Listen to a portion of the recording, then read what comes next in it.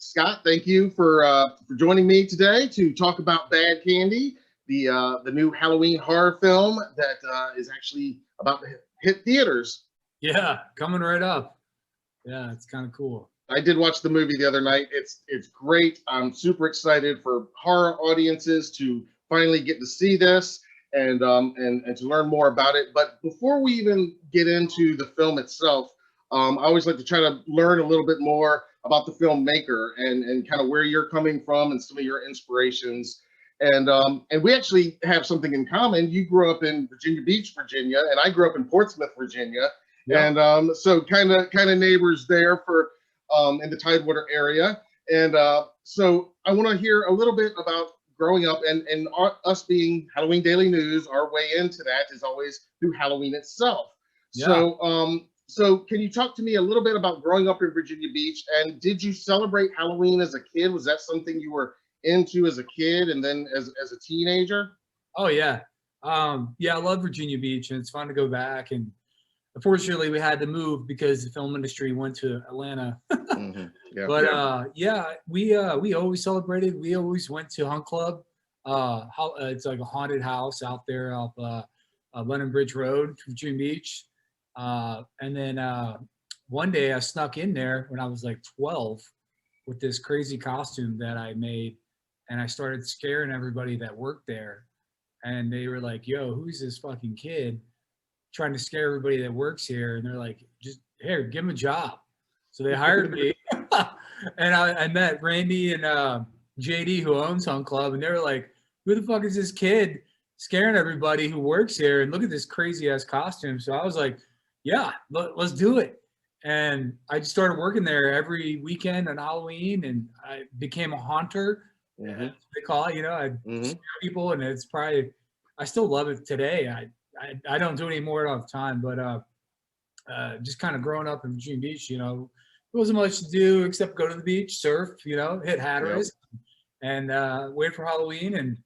And but yeah, living there was awesome, but it's kind of funny. Just I got into music videos. I went to art school in Savannah College of Art and Design, and everything kind of just progressed, And even when I went to SCAD, I would come back, drive 8 hours back when I was in my early 20s just to do the Hunt Club. And it was just like, I was so obsessed with scaring people. And it's kind of funny because Bad Candy, we'll talk about this later, but the clown is one of the costumes I had, like probably 8 or 9 years ago. And so like people would always see that Play With Me sign, and just that my dumb ass is hanging out trying to scare people. And I did all kinds of stuff, but I love VV, man. I love VV, and coming here was kind of different, but we had to make the move to get this movie made. Honestly, there was no way to make it there, with the resources. Sure.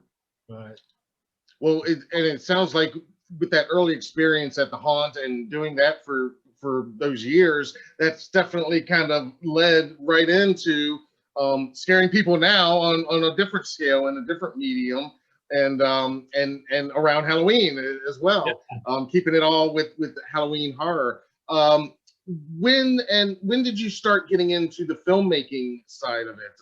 When did that start interesting you? So yeah, that's even funnier too, because I've always been an artist. I've always drawn, and actually got a half scholarship to go to SCAD and for comic books. And sequential art is what they call it. And so yeah, they gave me like $100,000 to go to school, and I was like, cool. And I went to school, and I had a great time learning and drawing and all that. And I was around all the special effects people and all the monster people, and I just took a lot of electives, and I started to get like really into the special effects side. And I think that just gave me like, always huge 80s and 90s horror special effects, like all day, all night. That was me for all those kinds of movies. But being involved in school, I was like, man, it's going to be tough to make a living as a comic book artist, especially nowadays. It's really tough to make anything living wise drawing. So I was like, hey, let me try video. And my roommate was doing an editing class, and he was like, hey, help me make this short film. And when I saw how terrible it came out, I was like, man, that was a lot of fun. I want to try more of that. And so he quit his major, and I took his spot basically, and he never did it again, which is hilarious. And that really got me into music videos. And I was in a band in college, and that kind of like helped me connect with like a lot of bands. And I was like, hey, you need a music video? And I just started to try to learn on smaller budgets, and then eventually led to a few smaller features. And yeah, it's kind of how I got here today. And I just, it's weird how people from high school are like, you make movies? And I'm like, yeah, I know. Weird, right? Doesn't make any sense. And it sounds like you've pretty much always been a horror fan. Does that go back to being a kid too, and your first experience with horror? One of my earliest experiences was like Critters, and my mom would let me watch Gremlins, and my dad was a huge Aliens fan, which is probably my favorite action horror movie of all time. Still, there's no way you could touch that movie even nowadays. If it came out, it would make $1 billion. Like, so it's so ahead of his time. And I just, huge. The Howling was a huge effect on me. All the first Predator, I would say. But there's Halloween. Obviously, I love Halloween. Yeah, can't go wrong with some Carpenter. And right. Just kind of like, there's a lot of.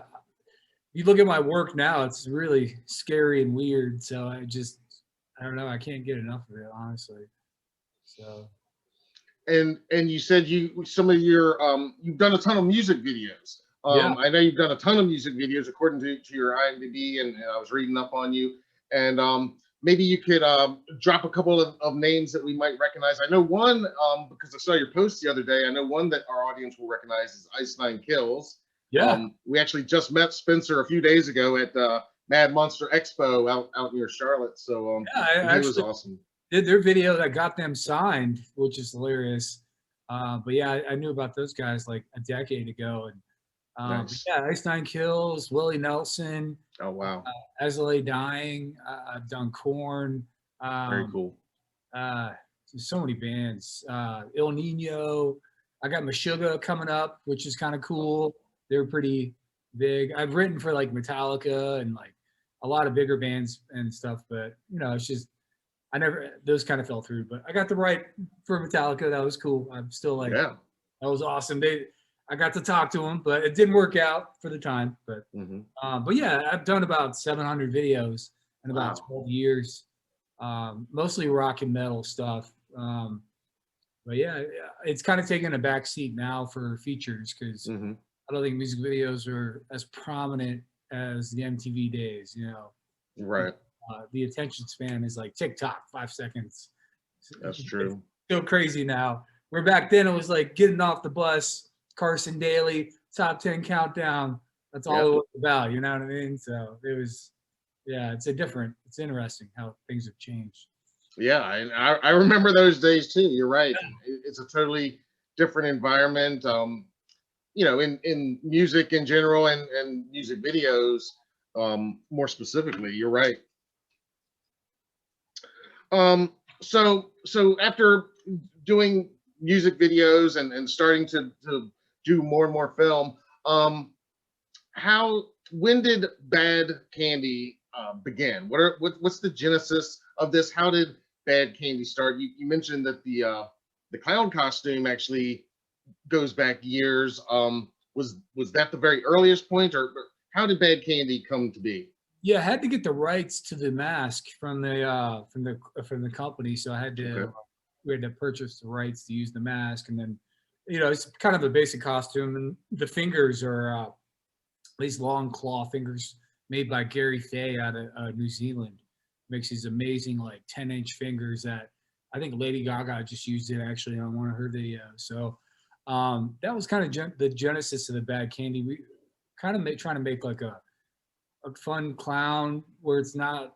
I mean, because if you watch the movie, it's not like Pennywise or Terrifier. They're not maliciously killing people. Right. There's a reason he's either protecting people who respect the holiday of Halloween, or he's taking the trash out with body. Yeah. I couldn't get anybody to finance it for like a couple years. And I was like, all right, cool. I'm just going to try a short film. And I made a short film to pitch to some money people. And it was just like a little 8-minute thing. And it got like 300,000 views on like YouTube or Facebook, and started to gain traction. And it's just, then I actually had Sid Haig signed on, which I was like, oh my God, Sid Haig. Yeah. And, you know, obviously Sid passed away right after 3 from Hell, but that was kind of a blow. But we had Sid, and I was just so excited. Yeah, I kind of used a short film to kind of get some people involved, and I ended up having to put a lot of my own finances into the movie. Me and my fiance, Desiree, she's the co-director. She can't be on this interview. She's doing another one upstairs while I'm in the basement. Very cool. Yeah. Today's been press day, so. But nice. Yeah, she. I just we kind of had to finance it ourselves, and you know, sometimes people don't believe in like a script or whatever, and they're like, oh, it's just whatever, and then you just make it, and then they come back and they're like, oh wow, okay, and I'm like, well, you didn't want to take a chance on us, so we did it ourselves. So sometimes you got to take it into your own hands and do it yourself, and that's kind of what happened with this. Like nobody wanted to fund it, and then a pandemic hit, and it's like, Jesus, like, what are you supposed to do? Luckily, we had started filming during the pandemic, but even that was like end of the world. And yeah, I don't know. It's crazy, still crazy with what's all going on. But yeah, the short film was the first step, I think, into getting it out there, you know. And that's how we got Corey Taylor interested, because he had actually seen the short. So I don't think he would even talk to us if not seeing the short film. And did the short did that have something like one of the segments from the film, or was that something that would become one of the segments from the film? Yeah, it's the segment with the little boy. He takes too much candy, and then he gets into a piece of like a relic, you know. So yeah, that was our pitch. But the back part of the scene was like not as fancy as it is now. It was like a lot less, but you know, it's interesting to see how that progressed from that to a full feature and added more pieces. Yeah. Well, I love that that independent spirit and that attitude that, you know, if nobody else is going to invest in us and we can't go this route, we're going to find a way and go this route and do it ourselves. And then, of course, the plus side to that, it's a lot more work, but a lot more freedom for you guys to do it your way. And I think having seen the film, it pays off. You know, you can tell there's not a whole lot of you know, people trying to put their vision and their stamp on this. You know, you can tell it's a pretty unified film and a very unified vision that that plays out. And before I get to the themes of the film, I did want to ask you. You mentioned working in 2020 during the pandemic. When was the film shot in relation to before, during, or how did that all play out? And can you talk a little bit about that? 2019, all throughout there was shot, and then we did some pickups in 2020. Okay. But yeah, right before the pandemic hit, and luckily when it hit, we were like ready to edit. So it was like, all right, cool. We ain't doing nothing for the next 6 months anyway. Plenty of time to edit it, right? Plenty of time, and yeah, it's wild. But the timing was good, you know, for us. Yeah. And just looking at like some of the, I mean, even trying to get an indie film in theaters is like, without the pandemic, is so tough. For us to get select theaters is, you know, it's like a Hail Mary.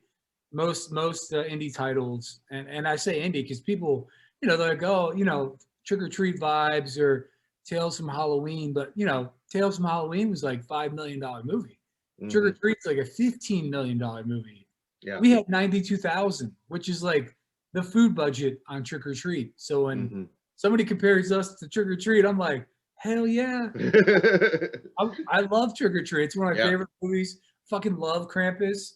And we just, I kind of, when people are like, do you feel like it's too much like Trick or Treat? I'm like, there's not enough Halloween movies. Yeah. It's like, though, that Krampus, Trick or Treat, Halloween, and maybe Hocus Pocus. That's all we get when we get 95 exorcism movies every year, you know? Like, we need more Halloween movies, and we just want it to be, you know, a self-contained, all happens in one town. Um, we did try to stay away from the anthology, because if you watch it, it's not like Tales of Halloween where it's just like all stories don't meet up or they're all cut off or whatever. This is like A to B, A to E. This starts off and then it buttons off and all the characters interact, and it's just all this fucked up shit that happens in this one town. And it's always going to get compared to an anthology, but it's really it's a self-contained movie, especially with the twist in the third act with Corey and Zach. And so yeah, that was the route, you know. And that was always, could you always see the whole thing, or was it more you saw some of the individual stories and figured out how to intertwine them? Because I do love that they are separate stories, but they are all intertwined, like you said, and it is all part of one cohesive narrative. Not just the same night in the same, but actually the characters, it does all tie in. And you know, again, I don't want to give anything away, but there's some great twists that you don't see coming, not just at the end, but throughout the film. There's some fun little surprises with some of the characters. But I was wondering, did you always kind of see the overall vision, or was it kind of you had some story ideas that you figured out how to we've written A to B from the get-go, and it was just the tough part was finding the locations because we couldn't afford to build sets, you know. Usually like you'll have tons of money to build sets and fake houses and all this stuff, and we luckily had found that house for the ending of the movie. And it's funny because it was like abandoned and creepy. I found it like 3 years ago, and it was like in Georgia, and somebody had bought it, and I took a bunch of footage, just like, oh, look at this amazing house. And somebody bought it and restored it to the bright yellow. So when people were like, oh, was that visual effects? I was like, no. The first shot was from like 3 years before, when I was just like, oh, look at this house. Let me pop the drone. And then when it's all yellow and pretty, that's how it looks now. So the same house, and it was worked into the story. We just got lucky with that house. Wow. So it's like, because the last story kind of, you know, without giving too much away, deals with the time jump. But yeah, the yellow house is like the flashback, and you know, the new one is the old, but that's kind of reversed in real life. So we just got lucky with that. But it's always tough to find locations when you don't have a big budget. But we kind of just took our time, and I think that's when you make it on your own, it's your own money. You're like, hey, I'm going to take a couple weeks off and find this damn spot. And you know, we kind of took our time making the movie, which helps. We're not rushing, you know. Yeah. And again, another, like you said, another blessing in disguise that you're doing it yourself. You're funding it yourself. So you had that ability to be able to say, we can make our own schedule if needed and when needed. Yeah. Yep. And you mentioned a little bit of this earlier about how I love that there's a certain morality to the film in a way. You know, not unlike Trick or Treat, but you know, they're like you said, the characters are, a lot of them pretty much have it coming to them, as we learn throughout the film, and in some inventive ways.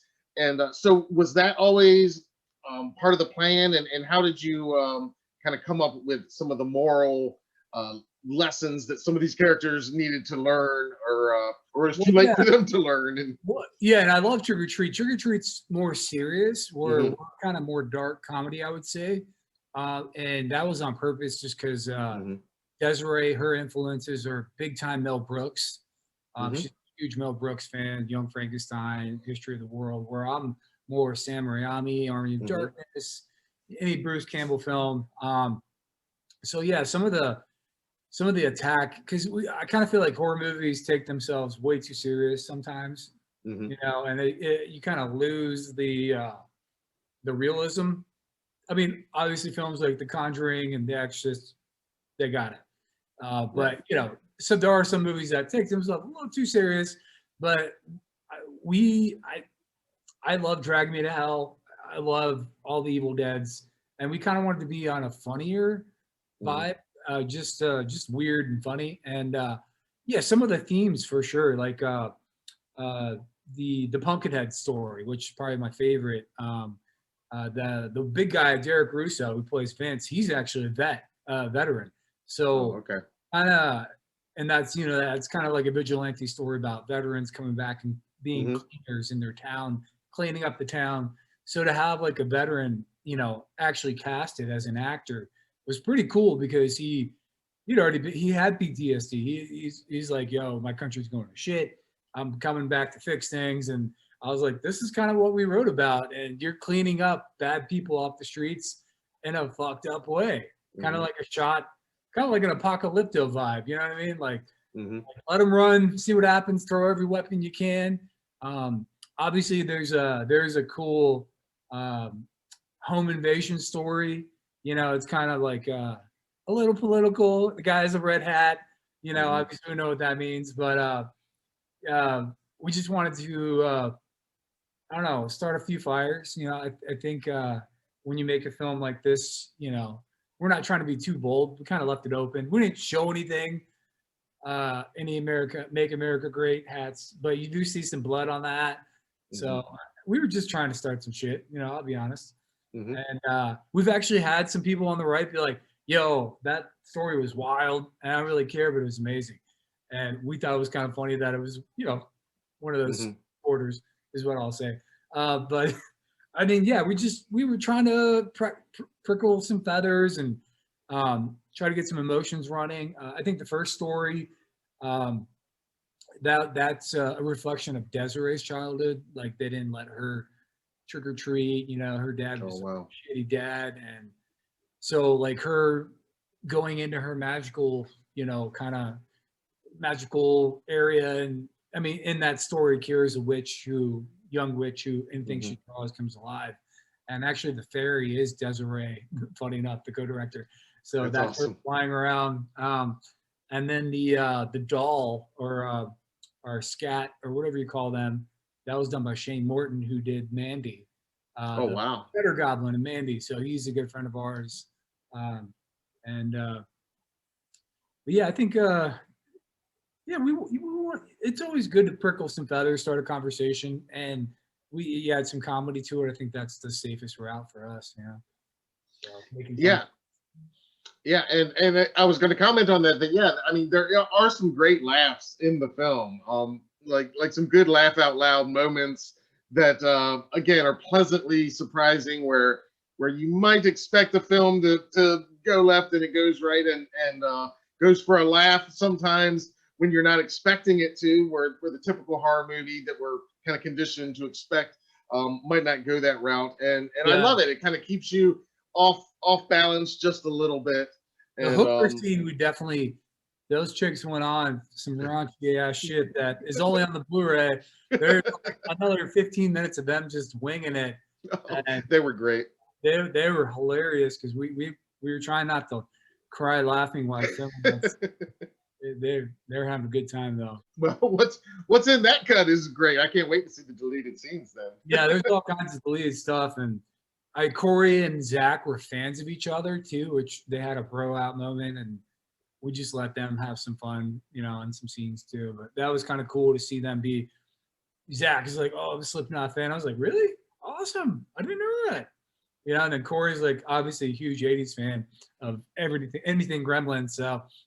And Waxworks, and so it was kind of cool seeing them get together and do work. So yeah, I wanted to talk a little bit about that. You mentioned one of your earliest horror influences as a kid, of course, was Gremlins. So that must have been a trip just to get Zach involved. So how did that work out that you got Zach and Corey, and what was that like working with them, being a horror fan like you are? Yeah, so you know, obviously we had Sid at first. Sid passes away. We get Corey, and it's funny. Zach. I'm sorry. So Sid was going to be the Chili Billy character originally. Yeah, so he was going to be Chili Billy, and then obviously passed away. So we were like, oh, what about Corey Taylor? I was like, oh, that'd be wild because he hasn't done cameo stuff in some other movies, but never like a role. And then our other backup for the other one was Bill Moseley, which I've worked with Bill before. I love Bill, and he's fun. But he was going to Japan to shoot that movie with Nick Cage, and the timing got messed up and we couldn't get them. So I heard about Zach just moved to the area. He's kind of like our neighbor, which is amazing. And Zach was in the area. I was like, oh shit, Zach Galligan's here. He can just drive the set. Let's see if he's interested. And yeah, like, so I mean, me coming from making the short, I was like, Sid Haig, Bill Moseley, that's it, we got it. And then now it's Zach and Corey, which is still amazing. Makes me wonder what it could have been, of course, because I'm a huge Rob Zombie fan. Huge, what is it? The shit, I'm forgetting. Devil's Rejects and the other one that's incredible. Right before that, but House of a Thousand Corpses. Yes, I love that. Love that movie. So I don't know. I just I was trying to get who I was imagining, but it worked out even better probably. And Zach was so stoked, man. And I had butterflies working with Zach just because I was like, I used to grow up watching Gremlins 100 times a week, that and Indiana Jones and Critters. And like, I think me and my brother would just watch weird shit because her mom she didn't really care. So it was kind of cool to work with him now. And he was cool, man. He was really nice. Yeah. Very cool. Awesome. Yeah, it must have been because I'm the same way. I grew up, memorizing Gremlins and just knew it by heart. And when I met him years ago at a convention, it was just such a geek out moment. And I'm just butterflies in my stomach and just like there he is. And I've been a fan of Slipknot since I first saw them at Ozfest back in it was probably '99. I think I saw them too then. Yeah, they were on tour like System of a Down and Fear Factory or something like that. And I saw them. It's pretty amazing. We were probably at the same show that year. We probably were. Oh yeah. Well, that was it. I was there. We were at the same show. I have that ticket stub somewhere. I got mine somewhere. Yeah, we're gonna have to. I'll pull it out and tag you on Instagram. That's hilarious. Yeah, we were at the same show. I was at that Boathouse show. It was amazing, and they closed it. I think somebody's trying to reopen it right now. Actually, I heard that. Oh, nice. But that was like the spot. Oh, it was. House. Hell, I remember meeting this no-name band that was handing out CDs to me. It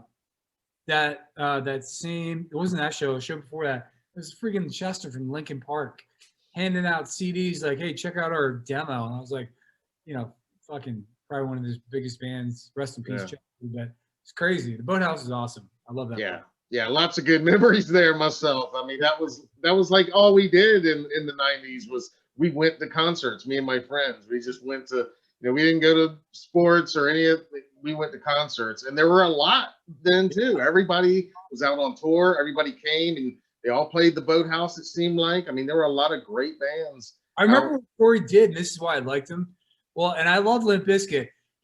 That show, if I remember correctly, he took a poster of Fred Durst and lit it on fire on the stage and was like, this is what is fucking up metal.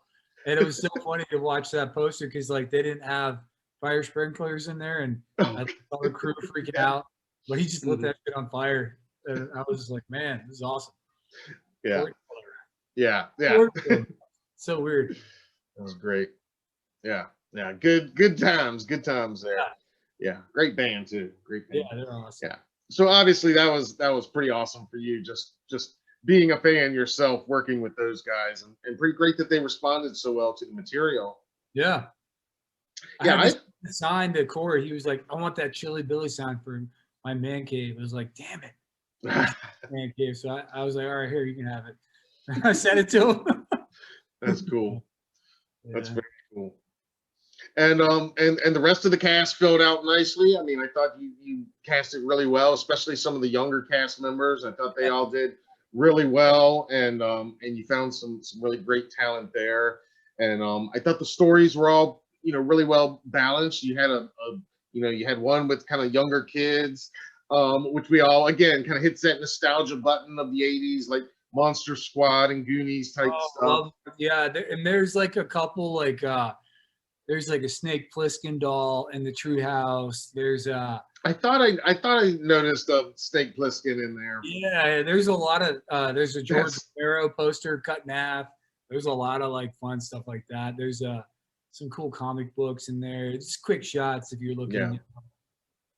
Well, and I love the I always talk about the older I get, the more value I place on rewatchability of a film. Yeah. And Oh, I yeah. love that once I finished this film, it made me, and you see the end, and again, no spoilers, but there's some fun twists throughout the movie that make you, once the credits roll, you want to rewatch it again, knowing what you know and seeing what you missed the first time, because now you got so much more information. And I love films like that. And that's just one thing that adds to the rewatchability. And another, of course, is, like you said, all those little details that you're not necessarily going to notice on the first view, but in repeat viewings. So Yeah. I love all that, and the set design looks great. I mean, the Halloween atmosphere, that's another thing. For me personally, I put a big emphasis on Halloween atmosphere, and just you could really feel it. Yeah, And Jason. I think you've spoken to Jason before. yes, Jason Thompson. He was the yep, set designer, and it was basically me and him the whole time. Like, 'cause I was like drawing it out, and then I was like, all right, we're gonna turn this garage into a Bad Candy's lair with like all these damn vines that would cut out of the forest, and we had the pumpkins made up, and it was just, yeah, it was pretty awesome. It took, I think we spent at least 40 days on building different sets, and just like building pieces, and even when Kira has her mom suck all the life out of her dad, the blood part in the opening, and she walks out back. That was in my backyard, like all the, like, it was, I think it was like 60 pumpkins lined up on pallets and candy. So, yeah, it was just little things like that. I was like, hey, well, here's my yard. Yeah, just what we had available, so. What you said you filmed, you would take breaks. So I guess, because I was wondering, how much of it was filmed actually around fall and Halloween time, because you pulled it off to make it all look like very, fall and Halloween time, but the way you described it, I imagine portions of it wasn't even fall at all. Yeah. Some was winter. The Pumpkinhead scene was probably the toughest scene. It was filmed January 10th. It was just like so cold. But it was kind of funny because the Pumpkinhead casting was like, hey, you're going to be chased with a pumpkin head on your head in your underwear. And I hired 15 people. But the great thing is they didn't know about the Dracubus monster. And so, like, I like to do things where, when you're directing, you kind of want to surprise your actors sometimes and try to get reactions. And like, it was cold. They all had ball gags underneath the pumpkin just to make it tough to like say shit. I was like, we're going all in. Everybody's bounded up.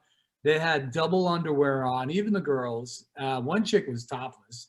It was just like, so yeah, I was just like, all right, you guys are gonna react to something you see in the woods, and here comes this fucking 12-foot bat creature with a 20-foot wingspan, and the wings were like, he had a trigger. His brother, he just hit a trigger, and they like pop out, and it was like almost 20 feet, and it was just, I mean, it's practical, and me just trying to stay practical because we couldn't even afford CG. We do have some CG, obviously, but it's like, I think like 4 or 5 spots, and everything else is like all practical, and that's just the love for the 80s. But that was definitely the toughest scene to film, was the Pumpkinhead scene. That was crazy, and it snowed that night. We actually had to rake the snow away, and I have like giant bonfires trying to keep people warm while the snow is being raked. I was like, there's no snow on Halloween. We got to get rid of the snow, guys.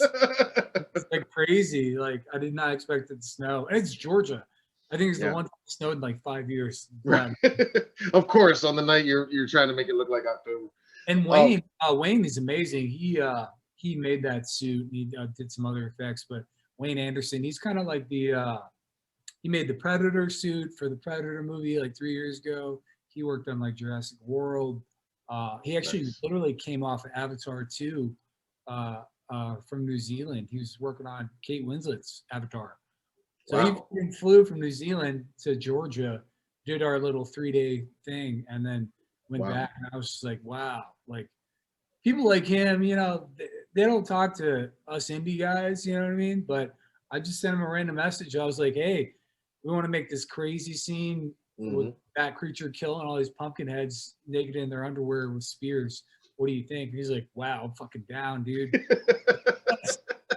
Like, he's like, yeah, because he's like, and then he after the shoot, he's like, I had so much fun. I don't get that freedom on the bigger sets. Yeah, I You get bet. producers yelling at him and money people chasing him down. Like, hey man, we saved up enough money. You can do whatever you want. Let's go crazy. And there's a lot of funny shit that we did with that bat suit. But it's amazing that he's like the he'll be the next Stan Winston in like 5 years. He's on track to be the next Stan Winston, I would say. So having him was crazy. You know, it was amazing. So, well, that suit looks amazing. I think some of our audience has probably seen it in the trailer, a glimpse of it. I mean, it definitely looks amazing. And I wanted to ask about that, doing the practical effects, because again, seeing the film and seeing that, yes, so much of it is, you know, thankfully done practically and on set there. Again, it gives you that 80s feel, but really, you know, it's just that good horror feel that we all, as horror fans, you know, we recognize. We'd always rather see a really great practical makeup, practical suit, whatever it may be, you know, than the CGI that we've all seen and usually seen done poorly when they do too much of it. yeah. So, but yeah, that creature just looked amazing in the film, Oh, he's and cool. yeah, I think it's going to blow people away. Yeah, he's hilarious. Yeah, that was a fun time making that. Yeah. And those wings were real. Like that wingspan, that was all, he was out there like that. Yeah, it was huge. Like even the landing part was pretty cool. We had to erase obviously what he jumped off, but having him land doing the superhero landing was pretty funny. Like that was our superhero landing. Giant bat. And you said some of the actors in the Pumpkinheads, they had not seen it yet. So when they got their first look, what were some of their reactions? Do you They remember? were tripping all over each other. I thought they were going to get hurt. Luckily, they signed agreements to not sue me, but nobody got hurt, luckily, but everybody's falling over each other, and the pumpkin heads were spinning around. So they couldn't see. They couldn't see anyways, and it was kind of cool. We rigged GoPros inside the pumpkins to get like crazy reactions, and a lot of those reactions were real and made the cut. There's like, you know, it's 32 degrees, you're in your underwear, you're freezing your balls off, and there's a fucking bat creature running around. And of course you're on a movie set, but it's still weird, and your hands are tied and there's a ball gag. Like that's why I say reacting. It was pretty funny. Like, oh man, the behind the scenes are hilarious though. You see Dracubus, because yeah, he'll be talking like he's just shooting shit. You know, it's kind of weird. That's great. That is awesome. And yeah, I noticed you mentioned a little bit before. There's you know, some little Easter eggs throughout the film that I saw. You know, just little references to some horror films that we all know. That must have been fun, kind of working them in. And I loved the Gremlins reference, by the way. I thought that was one of those laugh out loud moments I just love. Yeah, I was trying, and Zach is kind of against any Gremlins jokes, you know, because that's all he hears about is Gremlins 24/7. Sure. But I was like, I fed the line to Corey. I was like, dude, fucking just drop the line. And when he dropped it, Zach started laughing. I was like, see, got him. Yeah. And he took it funny from Corey, but he was definitely like, let's not do any Gremlins references. I was like, don't worry, it'll be cool. Yeah. And he dropped that little Gremlins reference. It was pretty funny. Yeah. That's awesome. Yeah, and there's some other fun references that horror fans in general are certainly going to love. Yeah, you see all kind. I mean, yeah, because you got like the comedy. I would say the bathroom scene is definitely our shout out to Michael Myers, kind of a big knife. Yep. You know, that whole scene's pretty cool. You know, every time I go, you've probably seen that place. It's called South of the Border gas station. Yeah, it's the creepiest gas station on the East Coast, and yeah, that. Every time I pass that on 95, I'm like, this would be a weird place to be killed. Yeah. I was taking a dump at a gas station. It's definitely a weird place to stop, even just to stop and get gas. It is unique and creepy, and yeah. Good choice there. Yeah. Can you talk to me a little bit? I work with my wife too, and we always love a husband-wife team, and especially a husband-wife team that are doing their thing, and just doing it, and by hook or by crook, just doing their thing. And that sounds like you guys. So can you talk to me just a little bit about the dynamic of you and Desiree working together as co-director and co-writer and Yeah. probably lots more on the film as well. Yeah, we meshed pretty well. It was just we thought it would be a little easier to attack this because she works on a lot of big network stuff as a co-director, producer. So she does like a lot of like the food shows on Food Network. She's done some Netflix stuff. She's done some the Obama documentary, Michelle Obama. Oh, cool. And then she helps me on the music videos. I would say the music videos are bread and butter. That's like our day job, just doing music videos.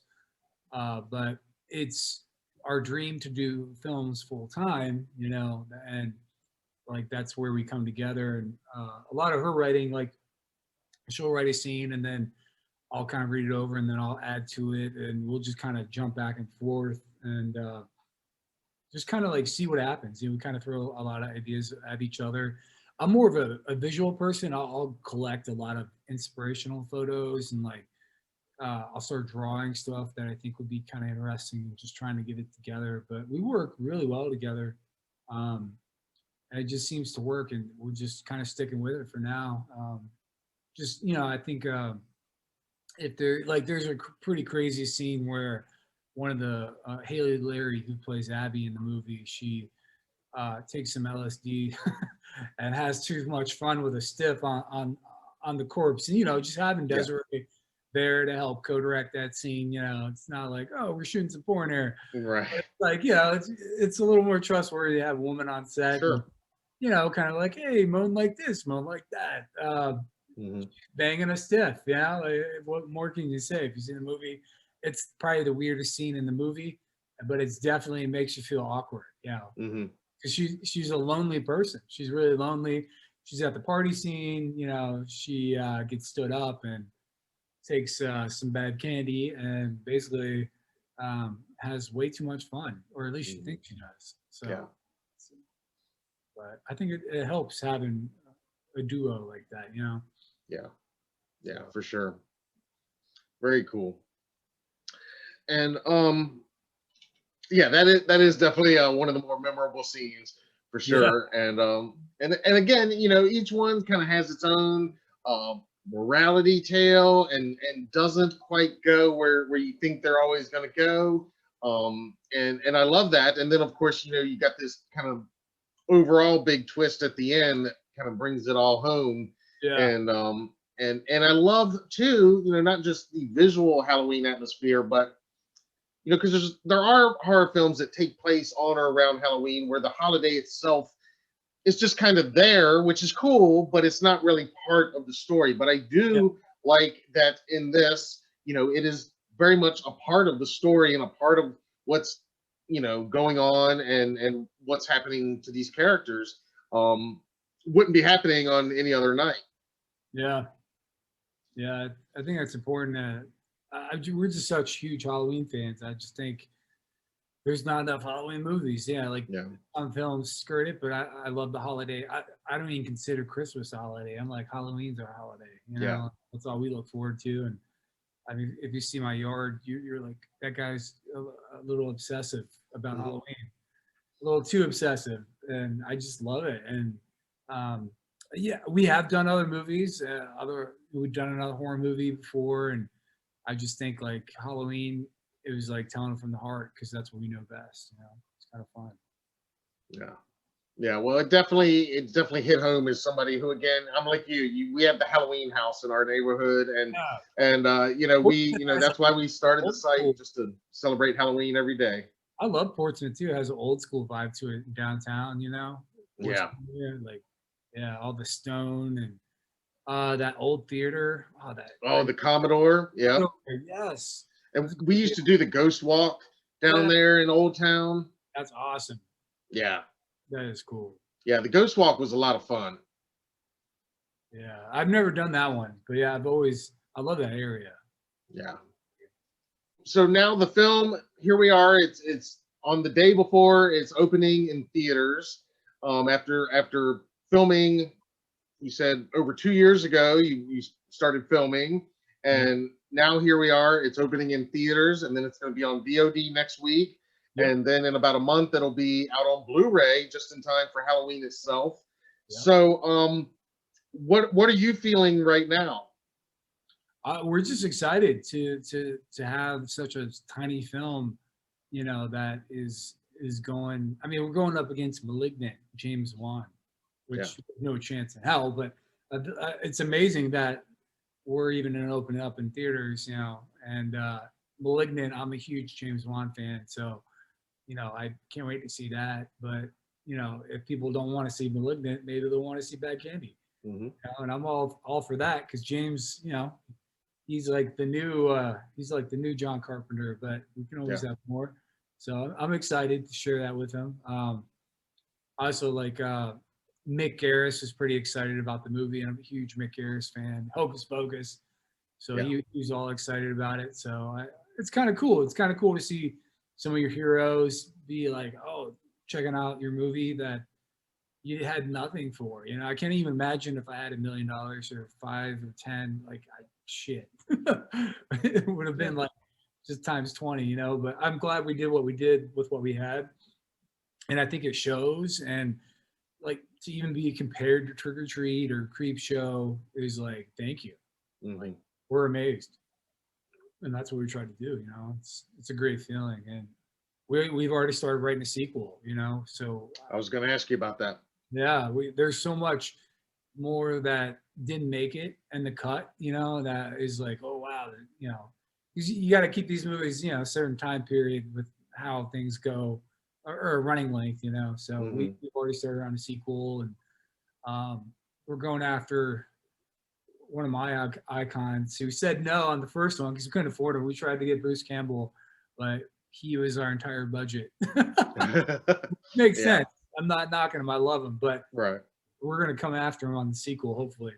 I'm going to Very get cool. There is a role open at Segatronic FM, so there's a spot if we can get him. Oh man, that sounds awesome. So working on a sequel, and is that what you think is going to be your next project, or do you have something else that's going to be happening next? Well, that one, I think we're going to try to do it next year, but we have another movie, which is like, it's pretty awesome. It's called The Virginia Bitches. Okay. Play on Virginia Beach. Yeah. But it's 4 chicks in a metal band who are vampires. Cool. Yeah, and it's they go on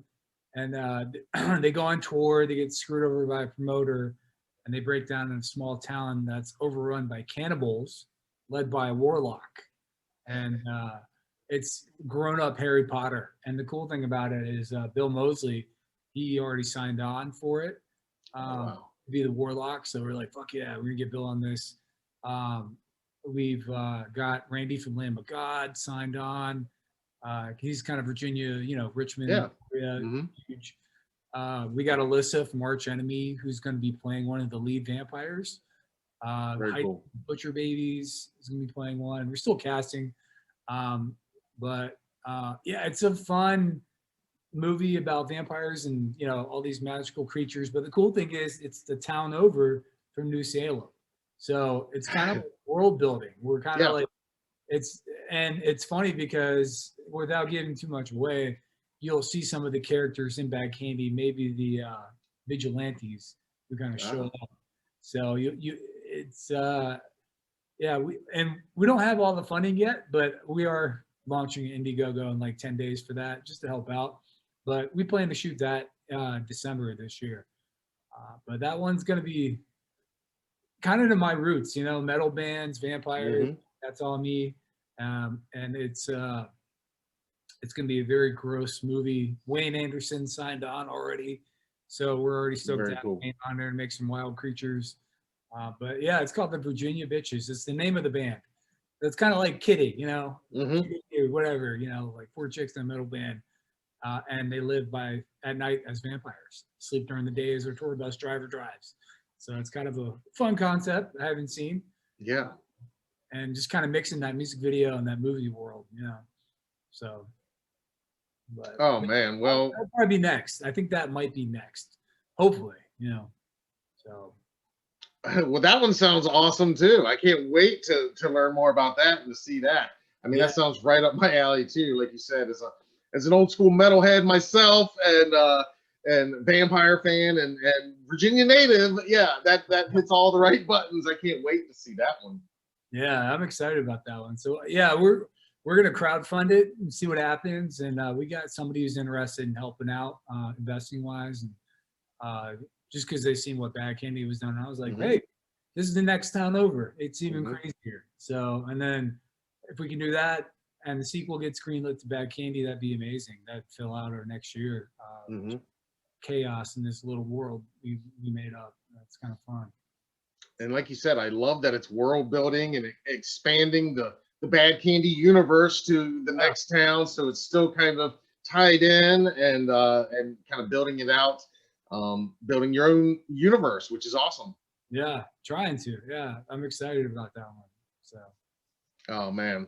Well, that sounds super great. And I'm definitely going to be following your progress on that and look forward to hearing more about that one. And yeah, man, I am just really excited for you guys. I'm excited for horror fans and specifically Halloween horror genre fans to see Bad Candy finally. I think they're going to love it. I think it's going to find a place in fans' hearts and a place in their annual October rotation. People like me, I think, are going to be pulling it out every October and just working it into that rotation with stuff like Tales of Halloween and Trick or Treat and Halloween, of course. And but yeah, it definitely hits all the right buttons for me. So I can't wait for other people to see it. Hell yeah, man! I'm excited. Yeah, I can't wait for it to get out there and see what happens. See if people enjoy it. And I always watch Krampus every December. I always watch Trick or Treat. And some of the Tales from the Crypts, some of the X-Files I bust out. There's all kinds of stuff. I just love that. It's that greatest time of year for me. So definitely. Awesome, man. Well, I totally appreciate you doing this and taking some time this afternoon to talk to me. Hopefully it's just the first of many other conversations we're going to have as I watch your career continue and see what other projects you guys are doing. Yeah, I appreciate that, man. I'm excited. Thanks. And yeah, anytime, let us know. We're always here. All right, man. Thanks again. Brother.